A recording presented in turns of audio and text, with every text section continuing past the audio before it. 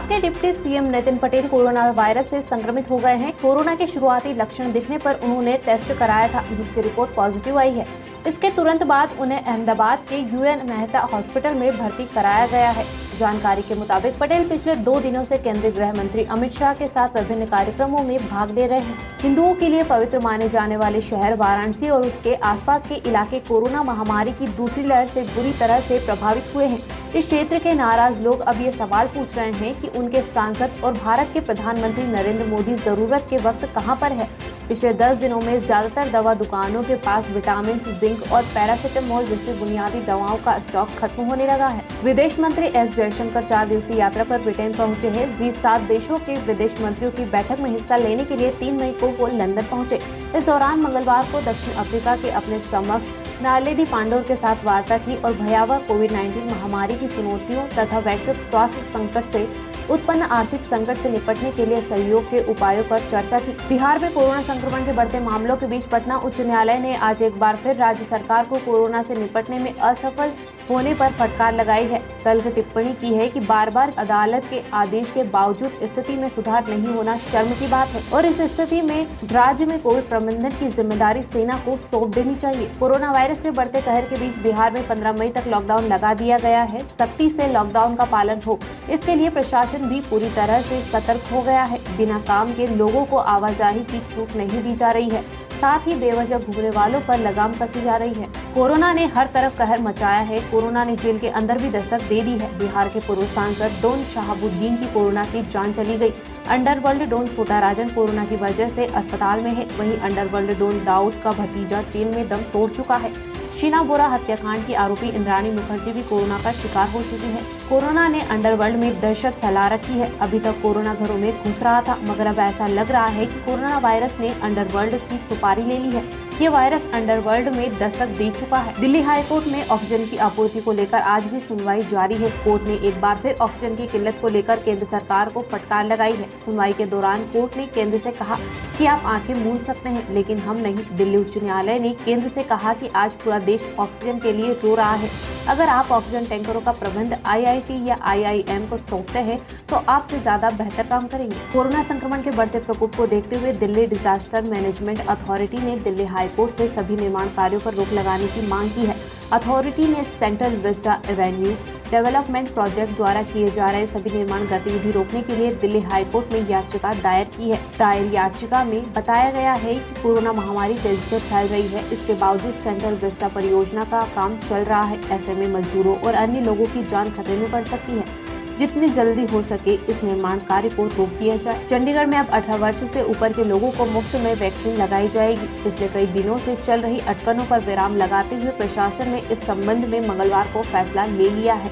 प्रशासन अब तक केंद्र सरकार के दिशा निर्देशों का इंतजाम कर रहा है। उत्तर प्रदेश की राजधानी लखनऊ में नगर निगम में कार्यरत करीब 30 कर्मचारियों की कोरोना से मौत हो चुकी है और 300 से ज्यादा कर्मचारी संक्रमित हो चुके हैं। परिवार में भी कई लोगों की कोरोना के कारण मौत हो चुकी है। प्रदेश सरकार का कहना है कि स्वास्थ्य विभाग के साथ निगम के कर्मचारी भी फ्रंटलाइन वर्कर हैं, लेकिन यह सब महज कागजों तक ही सीमित है। जानकारी के अनुसार लगातार मौत होने के बाद भी 12,000 कर्मचारियों को वैक्सीन नहीं लग पाई है। बिहार में हर सांस के सौदे के बाद अब चीता के सौदागर सामने आए हैं। डेड बॉडी बढ़ने के साथ ही उन्होंने लकड़ियों का दाम बढ़ा दिया है। ऐसे में अब नगर निगम ने बिहार से बाहर की लकड़ियों पर अंतिम संस्कार कराने का फैसला किया है। इसके बाद सिक्किम, सिलीगुड़ी और कोलकाता से लकड़ियां मंगाई गई हैं। सोमवार तक पटना के गुलबी घाट पर 20 टन और खाजेकला घाट पर 250 टन लकड़ी की व्यवस्था की गई है। अब इन्हीं बाहर की लकड़ियों पर कोविड से मरने वालों का अंतिम संस्कार किया जाएगा।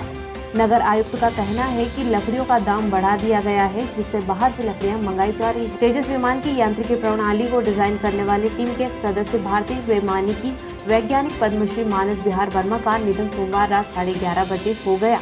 दरभंगा के लहेरिया सराय जेल रोड स्थित अपनी बहन के आवास पर उन्होंने अंतिम सांस ली। उन्होंने रक्षा अनुसंधान विभाग संगठन में 35 वर्षों तक वैज्ञानिक के रूप में अपनी सेवा दी। रायपुर के राजधानी अस्पताल में हुए अग्निकांड के 16 दिन बाद पुलिस ने अस्पताल के संचालक डॉक्टर सचिन मल और डॉक्टर अरविंदो को गिरफ्तार किया है।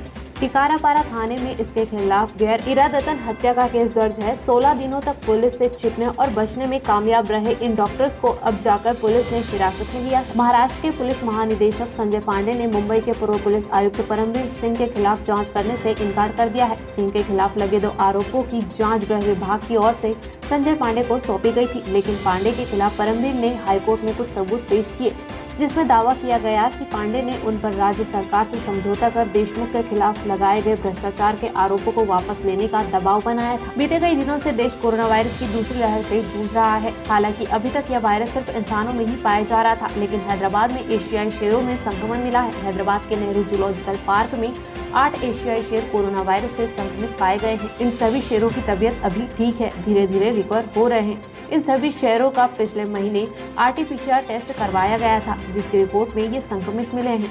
वहीं शेरों के कोविड पॉजिटिव मिलने के बाद देश भर के चिड़ियाघरों और नेशनल पार्क को बंद करने का निर्देश दिया गया है। देश के बड़े कारोबारियों में शुमार अनिल अंबानी इन दिनों महाराष्ट्र के महाबलेश्वर में है।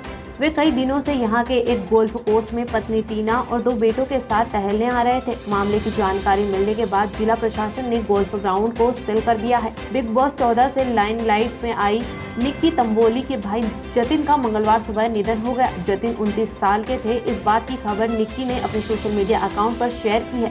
निक्की ने भाई के साथ फोटो शेयर कर उनके लिए एक इमोशनल मैसेज भी लिखा है। पोस्ट के मुताबिक निक्की के भाई जतिन का केवल एक ही फेफड़ा एक्टिव था, वह भी टीबी और कोरोना से संक्रमित हो गया था। फरहान अख्तर की फिल्म तूफान इन दिनों डिजिटल प्लेटफॉर्म पर रिलीज होने वाली थी, लेकिन अब इसे फिर से पोस्टपोन कर दिया गया है।